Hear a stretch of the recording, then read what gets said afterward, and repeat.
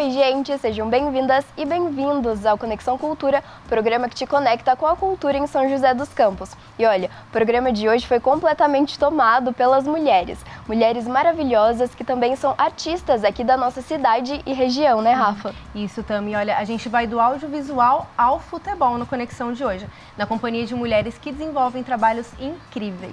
Então, para começar, hoje a gente vai ver uma matéria sobre a exposição coletiva Expressão Feminina, que está disponível para quem quiser ver lá na Galeria Poente.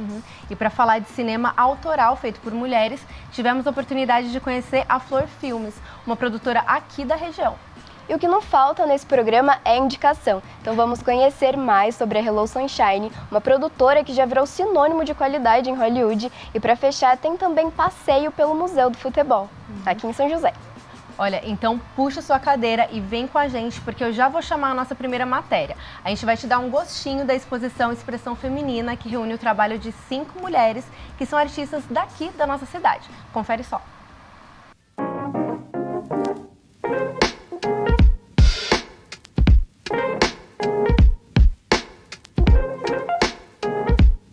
Oi, gente, e eu estou aqui agora com a Pitil Bonfim, ela que foi a curadora dessa exposição maravilhosa que está aqui na Galeria Poente, né? A exposição coletiva Expressão Feminina. Pitil, muito obrigada por conversar com a gente e conta então para o pessoal de casa um pouquinho sobre essa exposição. Tá bom, obrigado a vocês de virem prestigiar a exposição. Essa exposição contempla 5 artistas, mulheres, que foram selecionadas no edital aqui da Galeria Poente, né? O edital chamado Expressão Feminina. São 5 artistas. Perfeito. E aqui então a gente vai encontrar diferentes temáticas, né, dessas artistas e todas, né, são daqui de São José. Isso. A gente teve bastante inscrições, né? E selecionamos 5. Então, na verdade, a seleção ela contemplou 5 artistas mulheres, né? Então, expressão feminina. Mas a gente não teve um tema específico para cada uma apresentar o seu trabalho. Então, isso aí é da poética de cada uma, da pesquisa de cada uma, várias técnicas envolvidas. A gente percebeu que tem... as artistas estão pesquisando também muito o processo, misturando técnicas. Então, a gente tem uma diversidade aqui que mistura, que está bem... eu acho que representa bastante esse momento de pesquisa da arte contemporânea e eu estou bastante feliz com esse resultado que a gente teve aqui. Perfeito, Piti. Você disse, né, que cada uma então trouxe a sua poética e foi então, acredito que seja um desafio, né, fazer a curadoria, então, ver tantos trabalhos maravilhosos, né, e a gente vê aqui um pouquinho do resultado. Isso. Também eu acho que um edital assim é muito legal, uma oportunidade para as artistas que estão iniciando, para ver como que funciona, porque às vezes você colocar o seu trabalho numa situação assim de seleção requer alguns procedimentos, né? Todo esse material que é solicitado, então é um exercício que o artista iniciante é uma oportunidade para fazer. E daí faz uma vez, às vezes, né, falta um material, falta outro, não conseguiu escrever algum texto, alguma coisa, mas numa segunda oportunidade, manda de novo, né? Esse é um processo, porque tem vários editais e se o artista quiser participar, mostrar o seu trabalho, tem algumas oportunidades que dá para conseguir se inscrever e ser selecionado, né? Perfeito, realmente essa oportunidade, né, de abrir editais, né, e artistas que muitas vezes não tiveram ainda a oportunidade de expor ou que já compartilham o seu trabalho, mas, né, ter então essa chance de ter esse trabalho na galeria é muito legal, né? Então ter essas iniciativas, ter editais e projetos que abram esse espaço, né? E de forma especial para mulheres. Sim, eu acho que foi uma proposta muito interessante, surpreendeu bastante a gente, a quantidade de artistas que se inscreveram, foram mais de 70. E também eu acho que uma coisa que eu diria para seguir a galeria na rede social, porque aqui acontece muitos cursos, sabe? Cursos curtos, encontros, workshop, que vai falar ou de como você fazer seu portfólio, ou de algum artista que está participando de alguma exposição e que depois acaba fazendo alguma oficina relacionada com o processo dele de trabalho. Então, sempre é uma oportunidade de aprender o processo de um outro artista, de se aproximar de outros artistas, de se encontrar, de saber de outras coisas que estão acontecendo. Às vezes, a partir desses encontros também pode disparar alguma oportunidade de propor, de se organizar no coletivo. Perfeito, Pitiu. Muito obrigada pela sua entrevista, viu? Obrigada.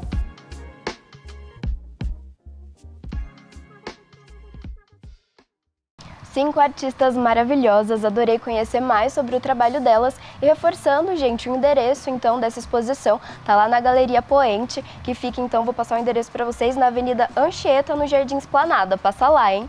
Bom, agora eu vou chamar o intervalo, mas vai ser rapidinho. Fica aí porque no próximo bloco eu vou falar sobre cinema autoral feito por mulheres.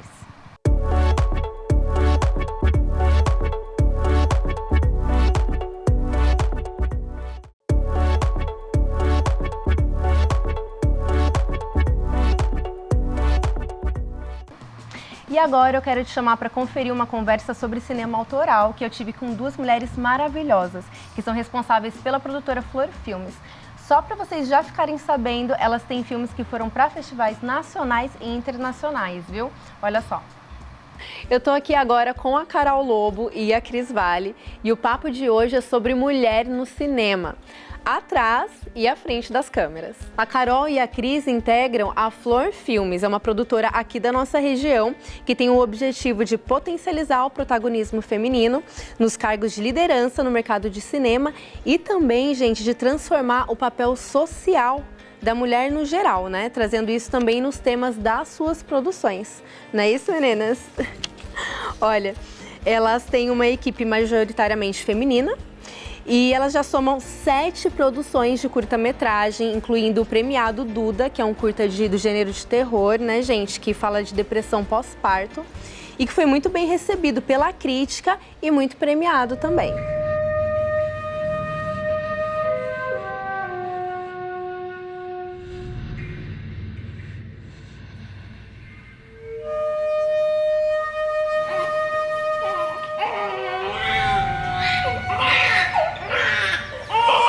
Meninas, eu queria começar com vocês se apresentando, falando aí qual que é a atuação de vocês no audiovisual. Então, meu nome é Cris Vale, né? Eu atuo como produtora na Flor Filmes, participei das produções dos nossos curtas-metragens, além de outras produções, né? Eu atuo também com outras produtoras e a gente tem um projeto que chama Escola de Cinema e também atuo na área de produção. Eu sou a Carol Lobo. Sou a criadora da Flor Filmes. Na Flor Filmes eu faço os roteiros, a direção e sou a idealizadora da Escola de Cinema para jovens do Ensino Fundamental 2 e Médio, do Vale do Paraíba, principalmente das escolas públicas. E junto com a Cris a gente criou o Festival Escola de Cinema. Puxa, que projeto interessante é esse também, não sabia desse trabalho, né, com aulas e tal. Carol, sobre a Flor Filmes, né, que é o foco aqui hoje, mas essas mulheres têm muitas atuações aí no audiovisual. Tudo começou com o roteiro de Duda, a Flor Filmes, né? Sim. E como você disse, é fundadora. Conta pra gente a história da produtora e como que você viu, acho que até mesmo a necessidade, né, dessa representação da mulher. Conta aí. Conto. Bom, eu passei por uma depressão pós-parto em 2015, quando a minha filha nasceu. Depressão pós-parto severa, e durante a depressão pós-parto eu escrevi muito nos meus diários, assim, porque era uma forma de conseguir entender o que estava acontecendo. E aí em 2019 surgiu a oportunidade de participar do Gato Lab, do festival Cinefest Gato Preto. E aí Duda, a partir dos meus diários de puerpério, ganhou o prêmio de melhor roteiro do Cinefest Gato Preto 2019 e eu tinha que produzir o filme em 2020. E a gente começou a filmar em 2020, ainda a produtora não existia, estava tudo muito informal, a gente tinha que fazer o filme acontecer. Em janeiro de 2020 a gente começa a filmar a Duda com a Beth Corregiari como protagonista, só que vem a pandemia e a gente não consegue finalizar o filme. Rolou um desespero gigantesco de e agora, né? A gente abriu a produtora. começou a alimentar o Instagram, a entender o que seria essa produtora, a pensar na questão da mulher. Então ela começa na pandemia, ela começa como um ato de resistência para que a gente continue acreditando no nosso potencial cinematográfico e artístico durante a pandemia. E assim, já era a intenção mesmo, a equipe é majoritariamente feminina, como foi citado. Eu queria saber como que você enxergou essa necessidade de que houvessem mais mulheres por trás das câmeras ali na produção, no roteiro. Como que vocês enxergaram, como que você enxergou isso, vocês enxergaram isso e decidiram fazer? A mulher inventou o cinema de ficção, né? Alice Guy Blaché, ela inventa o cinema de ficção um ano antes do Georges Méliès. E essas mulheres, elas foram tiradas da linha de frente depois, quando o cinema virou uma arte industrializada e passou a gerar muito lucro. Então a ideia de colocar esse protagonismo na mão das pessoas que vivem essas histórias é uma outra forma de contar. Porque quando a história está na mão sempre das mesmas pessoas, a gente enxerga essa história por uma versão única. Então, colocar na mão das mulheres e de outras minorias é possibilitar que essas histórias sejam vistas de maneiras múltiplas. Foi daí que partiu a ideia. Na produção audiovisual, né, a gente conta com a mulher majoritariamente na linha de produção ou em cargos assim, maquiadora, muito específicos, né? É difícil você ver numa produção audiovisual de TV, ou mesmo no cinema, uma diretora de fotografia, né? Ou mesmo cinegrafista, uma direção, né? O próprio roteiro, né? A maioria dos roteiros foram escritos por homens, né? De assuntos diversos, da temática diversa. Então, assim, na verdade, o que a gente busca é ocupar espaços que são nossos, né? Para falar sobre narrativas que são nossas. E eu ia perguntar para vocês se vocês acham que tá funcionando. E assim, né, o que vocês estão fazendo com a Flor Filmes. E o que vocês acham do conteúdo que vocês estão produzindo? Vocês acham que vocês estão conseguindo fazer isso? A gente começou fazendo com a intenção de contar histórias, de mostrar a importância do protagonismo da mulher dentro da narrativa e fora da narrativa.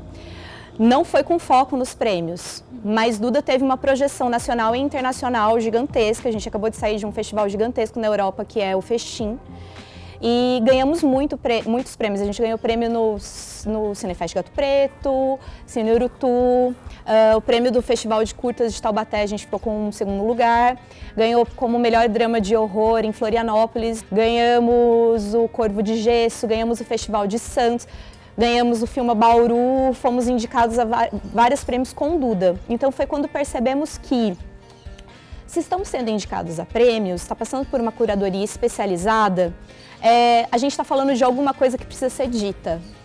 Quando a gente percebeu isso, então assim, o prêmio ele não faz com que a gente acredite mais no que a gente tem para contar, porque isso a gente acredita desde sempre.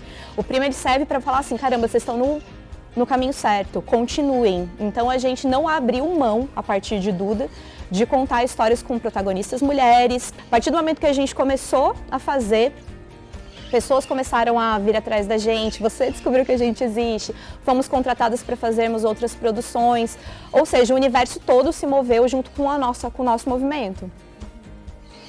Uma coisa que eu pensei, você falando de premiação e tal, curadoria, e nessa parte? Como que são as mulheres ali, porque tem isso também, né, pro audiovisual ser valorizado, ser premiado, tem uma galera que julga, tem uma galera ali para achar o trabalho e para divulgar, premiar. Como que tá a mulher lá para selecionar, de repente, esses temas, serem mais sensíveis a isso?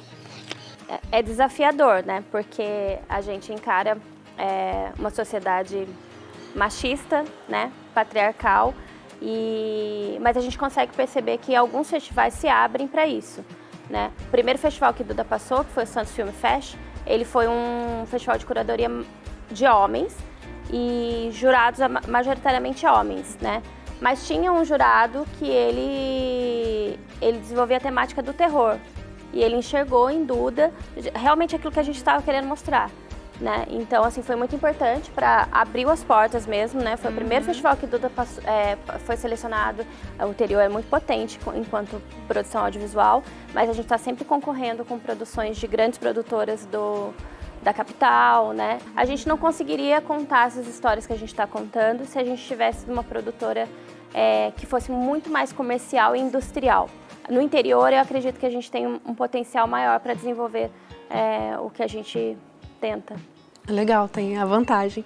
Eu queria falar, então, a gente já falou bastante de Duda, mas assim, para dar uma resumida para o pessoal, né, ver o que vocês queriam dizer ali. É claro que já foi colocado, né, mas assim, mais profundamente, o que vocês queriam passar, o que vocês queriam causar com aquilo?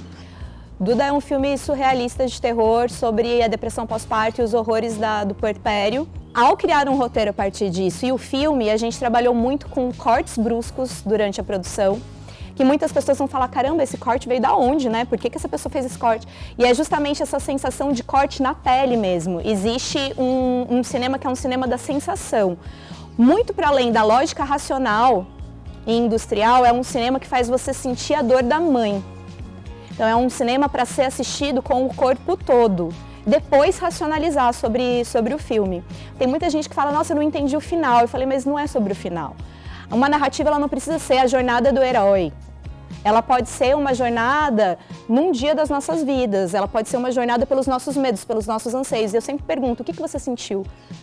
A pessoa responde, eu senti desespero pela mãe. Eu falei, é isso. Não é para entender, é para sentir. Exatamente. E sempre gera um desconforto. Sempre. É a intenção, né? Era isso que você queria contar, né? E o Quase Ele, o Quase Ele, conta aí sobre o que é. É o mais recente? Conta um pouquinho do Quase Ele. Então, Quase Ele chegou até nós, né? Através de uma atriz aqui de Taubaté. E ela queria... o marido dela é músico, o Rafinha Acústico, e ele fez um filme numa temática e ela encomendou um roteiro que foi escrito pelo Júnior Guimarães, Tapa-Olho Experimental. O filme fala de uma urgência atualmente, né? Mais do que nunca. Na pandemia surgiu uma síndrome e o filme fala dessa síndrome, tá? Que fica ali um mistério no ar, né? E isso também foi trabalhado tanto na produção, quanto na direção, quanto na edição, de não estar revelando o final do filme antes da hora, né? Então, assim, é um filme que passa por uma fase que você fica sem saber o que é, ele é um drama, ele é meio uma dramédia ali, ele fica naquele suspense até a revelação no final, né? A própria edição, os cortes são feitos de acordo com a temática que a gente desenvolveu. A gente vai tá passando aí já alguns trechos dos curtas, né? Mas para assistir inteiro, eu queria que vocês dissessem, é disponível em algum local, onde que o pessoal pode assistir? Bom, gente, vamos contar uma coisa para vocês agora, extremamente importante, que é a grande janela de exibição de um curta-metragem no Brasil são os festivais. Porém, os festivais pedem que o filme seja inédito nas redes. Então, se ele estiver no YouTube, ele não pode participar dos festivais, uma coisa anula a outra. Houve uma mudança na forma como os festivais acontecem. Antes eles eram presenciais apenas. E com a pandemia, passaram a ser online. Eles mantiveram a questão da exibição online. Então, antes, para uma pessoa assistir a um curta-metragem, ela tinha que ir até o festival, em loco. Agora, o festival tem pelo menos uma semana com os filmes passando online. E isso amplia, democratiza e faz com que mais pessoas assistam. Para a própria circulação de um curta-metragem, quando você produz, é legal você estar online, né? E existem os cineclubes, algumas cidades existem, né? Estamos num lugar que tem um cineclube. Exatamente, estamos num lugar que acolhe as produções audiovisuais da região e é onde a gente consegue passar e isso não interfere na participação dos festivais. Mas durante um período de 2 anos, mais ou menos, ele fica quase que exclusivamente por conta dos festivais. Vocês têm algum, sei lá, recado para as mulheres, assim, enfim, que estejam enfrentando alguma dificuldade em se inserir nesse mercado ou continuar? O meu grande recado é, eu fui fazer Duda com quantos anos? 36 anos. Até então, eu achava que era impossível. Eu pensava, gente, ninguém vai aceitar os meus roteiros, as pessoas não querem ouvir as minhas histórias. E aí eu percebi que talvez não queiram mesmo, mas a gente finca o pé, a gente não desiste, né? A gente forja a história. Se ninguém quer filmar, a gente filma a nossa própria história. Então, eu acho que o grande recado é, seja protagonista da sua própria história. As pessoas, elas vivem dentro de um sistema que muitas vezes não vai abrir as portas de primeira, mas você vai e entra pela janela. Você encontra uma entrada, não desiste. Vai lá e faz e conte com a gente. Se tiver uma super ideia, vem falar com a gente que a gente ajuda na produção. Eu acho que a gente tem que parar de achar que, principalmente para as mulheres, né? Tem que parar de achar que a gente tem idade para casar, que a gente tem idade para ter filhos, que a gente tem que ter filhos, que a gente tem que casar. E eu acho que eu me encontrei numa coisa que eu nunca pensei que eu fosse fazer, né? Eu não tenho formação nisso. Então, assim, eu tenho 44 anos, então acho que nós duas somos exemplos que não existe tempo para a gente fazer qualquer coisa, entendeu? A gente tem que fazer aquilo que a gente gosta e na hora que a gente faz, né? E temos que fazer, se é difícil, se é desafiador, mas eu acho que a gente... nunca foi nada fácil para a mulher, né? Gente, eu queria agradecer vocês, e não é só pela entrevista, não, mas é pelo trabalho de vocês, agradecer como mulher, por tudo isso que vocês estão trazendo, a visibilidade e no mercado também, né? Que eu tô, de certa forma. Então, assim, obrigada e parabéns pelos trabalhos maravilhosos. A gente vai deixar tudo de contato, onde não dá para assistir, mas assim, dá para acompanhar nas redes sociais e ver, né, com os próximos festivais, quando os curtas serão exibidos, Estamos em 2 festivais agora, então, 3 festivais. Estamos no Cine Horror, na Bahia, com Duda e La Loba. Estamos no Festival de Cinema de Jaraguá, em Florianópolis, com Quasiele e La Loba. E estamos no Fest Cine Itaúna, em Pernambuco, com Duda. Todos eles vão ter exibições online, então só ficar de olho nas nossas redes. Para poder assistir. Legal, a gente vai passar tudo. Meninas, obrigada. Muito obrigada. Obrigada pelo espaço. Mas que vontade que deu de assistir tudo que elas fazem, viu, Rafa? Eu também, bastante conteúdo, a gente tem que prestigiar o pessoal daqui da região, né, as mulheres. Eu concordo muito com você. E a gente vai para um rápido intervalo, mas fica por aí porque a gente tem indicações imperdíveis ainda hoje.